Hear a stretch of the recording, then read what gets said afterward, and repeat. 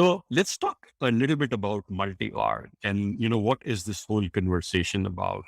So what we have seen is in the last, few years, particularly with the advent of COVID, companies all over the world in all kind of industries have significantly more invested in Salesforce. They've invested in digital transformation, and Salesforce is one of the key engines to kind of drive that scenario.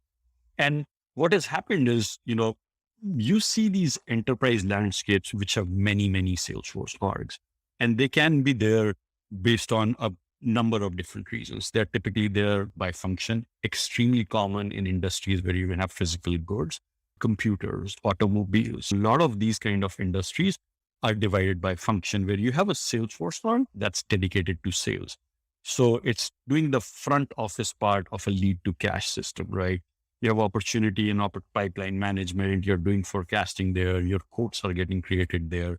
All your sales users are in the sales org. And then at some point when the sale happens, you create what is typically referred to as an asset, right? You provision services, you give access to your goods and things like that. And at that point, you may have this information transferred over into a service org, typically a service cloud type org. And this is where you have customer success. This is where you have customer service, support, all of that. And these orgs may also be connected with ERPs and things like that.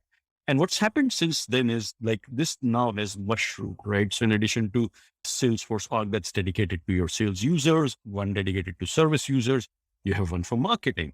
Another very classic example is a Salesforce org for HR. And that is typically because a lot of companies want to keep all the HR related hiring data, salary stuff, things like that isolated.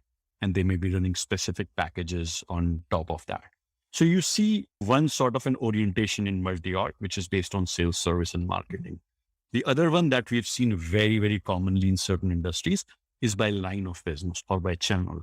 Excellent example of that is healthcare. If you're a pharmaceutical company, your Salesforce orgs may be aligned by various kind of divisions. You have diabetes, cardiovascular, cancer, so on and so forth. And you may have orgs divided by that.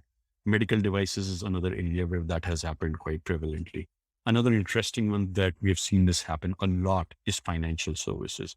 If you're a bank, you may have a consumer banking and you may have commercial lending type businesses, and those are running on two separate orgs. If you are insurance, partners is become a very important aspect. You may have white labeled insurance products or other type of financial services products that you're selling through partners, and that may be yet another org. Another very old way that this used to happen was by regions. Up until 10 years ago, also when I had started to work with Salesforce, a lot of large global companies had orgs dedicated to EMEA, APAC regions, and so on. And this has actually come back now even more strongly with things like data residency laws. So now there are regulations that require you to first have this information in a Salesforce that is in a particular region. So if you do business in China, if you do business in Russia, there are regulations where it is easier to have, a localized org in Europe or in Australia. So those are examples of having these orgs by region. I know of companies, very large global companies, that somehow managed to do all this in one org up until these regulations came out, and they do 25-30% of their business in China. And now they have a separate org that's run from a data center in China. And that's kind of the other way this is happening.